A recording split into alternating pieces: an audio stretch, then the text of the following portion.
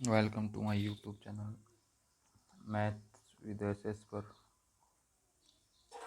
ये complex number अपन कर रहे थे, तो ये कॉम्प्लेक्स नंबर से रिलेटेड कई फॉर्म और कुछ जैसे पोलर फॉर्म में कैसे व्यक्त करते हैं कॉम्प्लेक्स नंबर को, तो ये देखेंगे अपन दो तीन चीज़ इसमें जिससे रिलेटेड क्वेश्चन सीधे एग्ज़ाम में पूछे जाते हैं थ्योरी बेस पर, जिसको अपन केवल यदि पढ़ा हुआ है तो अपन सीधा कर सकते हैं, ऑप्शन में सीधा टिक कर सकते हैं। तो देखिए सबसे पहले तो देखिए सम्मिश्र संख्याओं को समुच्चय यानी समुच्चय के रूप में कैसे व्यक्त करते हैं, ये कुछ थ्योरम करेंगे फिर अपन दो तीन। तो फर्स्ट देखिए सेट ऑफ कॉम्प्लेक्स नंबर्स। देखिए जो कॉम्प्लेक्स नंबर का समुच्चय होता है क्या होता है, इसको देखिए सबसे पहले तो वास्तविक संख्याओं के लिए यानी जो रियल नंबर होते हैं उनके लिए, जो वास्तविक नंबर के लिए r इंटू आर यानी क्रमित युग्मों का क्या होता है समुच्चय। ठीक, वास्तविक संख्याओं के लिए क्रमित युग्मों का समुच्चय और सम्मिश्र संख्याओं का क्या कहलाता है समुच्चय, जिसको किससे व्यक्त करते हैं c से। तो इसको देखिए क्या लिख सकते हैं अपन गणितीय रूप में, c equal to bracket a comma b, ए और बी बिलोंग्स आर, क्या है ये रियल नंबर, और ये क्या है सबसेट आर इंटू आर। ये ऑप्शन में जैसे ये दिया हो तो इसको क्या ये क्या है सम्मिश्र संख्याओं का समुच्चय। तो अब फटाफट देखते हैं अपन एक थ्योरम, बिल्कुल सही बार पूछी जाती है एग्जाम में, सीधा स्टेटमेंट होता है और उसके आधार पर अपन को टिक करना होता है। तो देखिए थ्योरम फर्स्ट क्या है, ये कोई भी सम्मिश्र संख्या है, ठीक है ना, सम्मिश्र संख्या ए प्लस आयोटा बी है,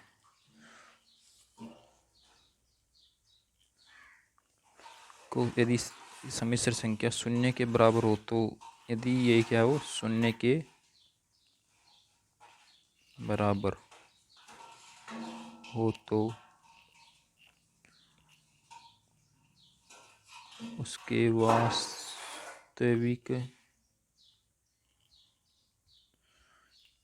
व काल्पनिक इमेजिनरी, वास्तविक में काल्पनिक दोनों भाग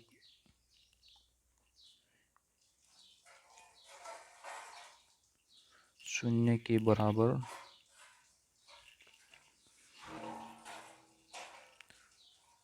होते हैं। यानी कोई सम्मिश्र संख्या हो, कुछ भी ले सकते हैं, A plus iota B, X plus iota Y, कुछ भी हो सकती है, और उनमें क्या होता है वास्तविक और काल्पनिक भाग दोनों भाग क्या होंगे शून्य के बराबर होंगे। जैसे मानो जेड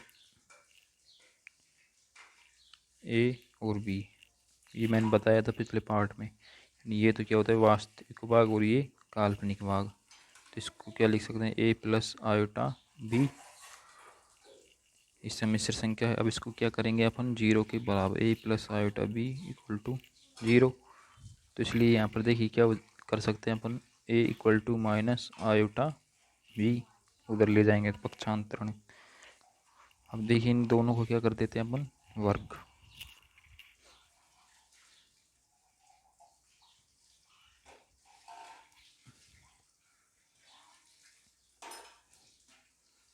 चलिए जेड कोई सम्मिश्र संख्या ए बी को क्या लिख सकते हैं ए प्लस आयोटा बी के रूप में, ए प्लस आयोटा बी, ए प्लस आयोटा बी को जीरो के इक्वल, तो ए माइनस आयोटा बी। अब इसका क्या करेंगे दोनों का वर्ग करेंगे दोनों भागों का, तो क्या हो जाएगा यहाँ पर ए स्क्वायर माइनस आयोटा बी का होल स्क्वायर। तो इसको क्या लिखेंगे यहाँ पर देखिए, ये तो ए स्क्वायर एज इट इज, देख आयोटा स्क्वायर को क्या लिख सकते हैं आयोटा स्क्वायर क्या होता है -1, लेकिन यहाँ पर क्या है माइनस पहले से है, ठीक है ना। तो यहाँ पर जो आएगा वो क्या आ जाएगा माइनस आयोटा बी स्क्वायर।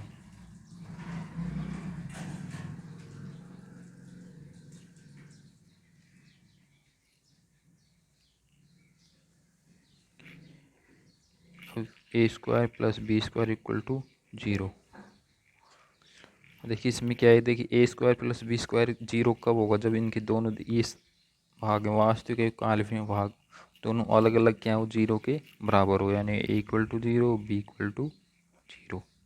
तो एक फॉर्म तो ये है। दूसरी क्या है, यानी कि यदि दो सम्मिश्र संख्याएं हैं, ठीक है ना, तो यदि बराबर हो तो उनके वास्तविक और काल्पनिक भाग भी क्या होंगे बराबर।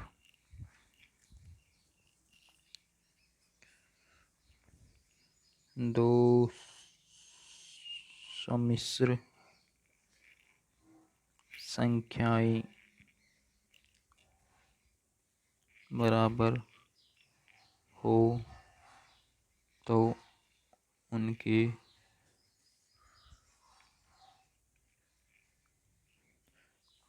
वास्तविक एवं काल्पनिक काल्पनिक भाग भी अलग अलग बराबर होते हैं। तो देखिए इसको प्रूफ करना है अपन को, थ्योरम को, दो Z1 और Z2 दो क्या है सम्मिश्र संख्या, ठीक, सम्मिश्र संख्या Z1 और Z2। अब दोनों क्या है, माना Z1 बराबर क्या ले लिया अपन ए प्लस आयोटा बी और Z2 equal to C plus iota D. अब क्या दे रखा है Z1 इक्वल टू Z2, यदि ठीक तो क्या करेंगे A plus iota C plus iota D. अब देखिए सम्मिश्र संख्या को इसको क्या करेंगे अपन इधर लेके आएंगे इसको, यानी ए प्लस आयोटा बी माइनस क्या हो जाएगा सी प्लस आयोटा डी। तो ये देखिए दो सम्मिश्र संख्याओं का क्या है अंतर। तो दो सम्मिश्र संख्याओं का अंतर के लिए क्या करते हैं ए माइनस सी और यहाँ पर क्या आ जाएगा plus iota B minus D equal to 0। देखिए यहाँ पर क्या हो जाएगा A minus C plus iota B minus D equal to 0। अब इसको क्या करना है कि दोनों क्या है ये 0 के बराबर है, तो दोनों भाग भी क्या होंगे ये 0 के बराबर, वास्तविक और काल्पनिक इक्वल टू 0 और b minus D equal to 0। अब इससे क्या लिख सकते हैं यहाँ पर a equal to C B equal to D. तो देखिए दो सम्मिश्र संख्याएं क्या है बराबर होती हैं और उनके वास्तविक और काल्पनिक भाग भी क्या होते हैं बराबर, ठीक है ना, इससे ये सिद्ध होता है।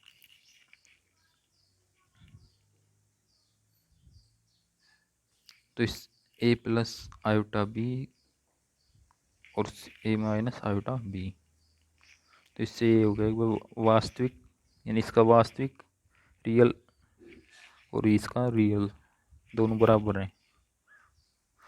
देखिए सम्मिश्र संख्याओं की, अब ये तो क्या हुआ अंतर। देखिए एक ये भी होता है भाई सम्मिश्र संख्याओं को जोड़ते कैसे हैं अपन, ठीक है ना।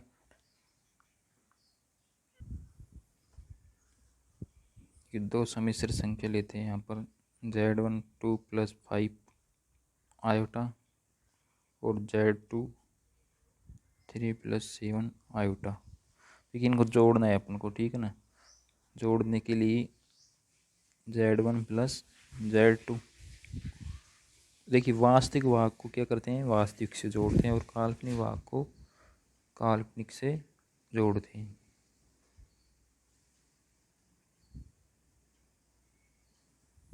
तो 2 और 3 2 प्लस 3 प्लस आयोटा 5 प्लस 7, तो क्या जाएगा 5 प्लस 12 आयोटा। एक दो काल्पनिक संख्याओं का योग है। देखिए योग संक्रिया में 2-3 प्रॉपर्टी हैं योग संक्रिया के लिए, याद रखना आप। एक तो देखिए समवर्तता, क्या बोलते हैं, क्लोजर प्रॉपर्टी, क्या बोलते हैं,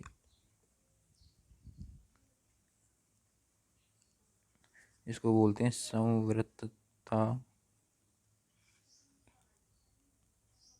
गुणधर्म। यानी समवर्तता गुणधर्म देखिए योग संक्रिया में लागू होती है, ठीक है ना। यानी योग संक्रिया जो सम्मिश्र संख्या होती है उनमें क्या पालन करती हैं, साहचर्य गुणधर्म एक होता है, दूसरा क्या होता है साहचर्य, इसको क्या बोलते हैं एसोसिएटिव प्रॉपर्टी। तो साहचर्यता का भी क्या करती है, गुणधर्म का पालन करती है। साहचर्यता गुणधर्म एसोसिएटिव PROPERTY प्रॉपर्टी, तो इसका भी क्या करती है पालन करती है। योग संक्रिया में कौन क्या सम्मिश्र संख्या इन लागू होती है। तीसरा क्या है क्रम विनिमय, इससे रिलेटेड देखिए क्वेश्चन कराएंगे अपन अगले पार्ट में।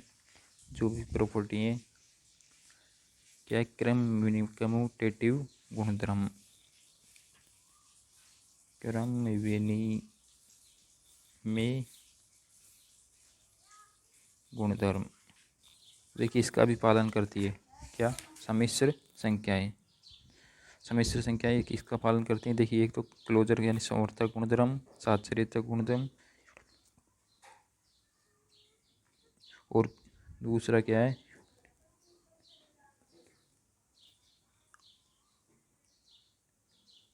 इसका भी क्या करती हैं पालन।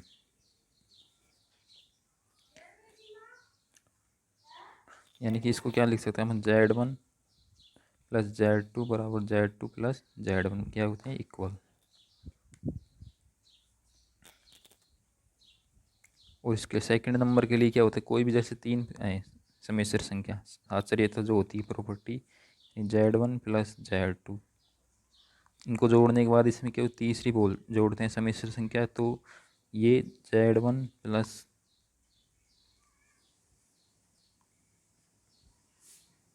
Z2 प्लस Z3 क्या होते हैं इक्वल।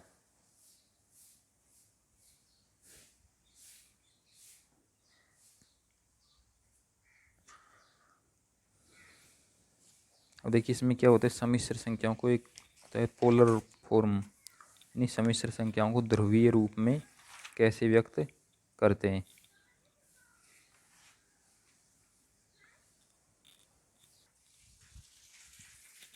ये एक होता है मापांक, सम्मिश्र संख्या का मापांक कैसे निकालते हैं। देखिए कोई सम्मिश्र संख्या है a प्लस आयोटा b, ठीक, तो इसके मापांक के लिए क्या करते हैं z equal to under root A square plus B square. और देखिए कोणांक के लिए क्या करते हैं कोस थीटा, कोणांक यानी कोई z equal to A plus iota b, सम्मिश्र संख्या के लिए थीटा क्या होता है कोणांक। इसके लिए क्या करेंगे अपन cos theta equal to A upon under root A square plus B square, और sine theta equal to B upon under root A square plus B square. देखिए ये क्या होती है पोलर फॉर्म जो होती है उसको उसके रूप से करते हैं। पोलर फॉर्म क्या होती है जैसे कोई भी सम्मिश्र संख्या है यहाँ पर Z A plus iota B, तो इसको R cos theta plus iota sine theta के रूप में व्यक्त करते हैं। तो यहाँ पर देखिए आर कोस थीटा बराबर क्या होता है ए, और आर साइन थीटा बराबर बी। इससे क्या आ जाता है इनका वर्क करके करते हैं तो यहाँ पर कोस थीटा प्लस साइन जोड़ेंगे यहाँ पर, तो क्या आ जाएगा R square equal to A square plus B square, और आर बराबर under root A square plus B square. तो इससे इनसे ही साइन थीटा बराबर क्या आ जाएगा यहाँ पर आर का मान रखेंगे तो क्या आ जाएगा B upon under root A square plus B square. तो कोस थीटा और साइन थीटा बराबर ये प्राप्त होते हैं अपन को। तो इस प्रकार जो सूत्र अपन को जो प्राप्त होता है थीटा का क्या लिखते हैं अपन, थीटा बराबर जब मान निकाल tan इनवर्स b अपॉन ए, ये क्या आता है कोणांक, थीटा बराबर tan इनवर्स b अपॉन ए।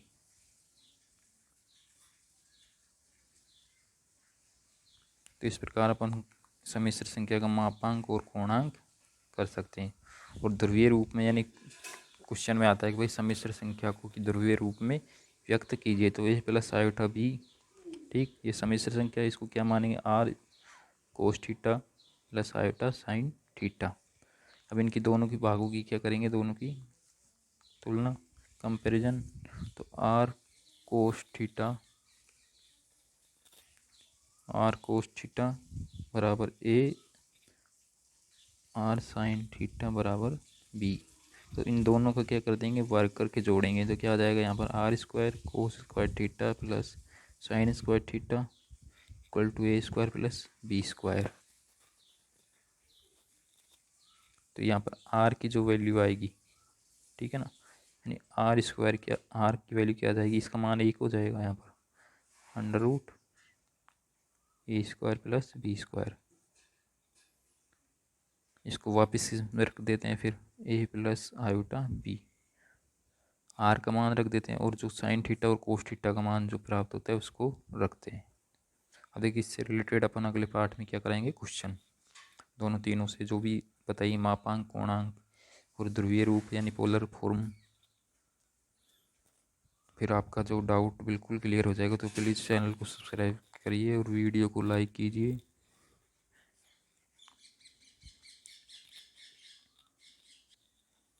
धन्यवाद दोस्तों, जय हिंद जय भारत।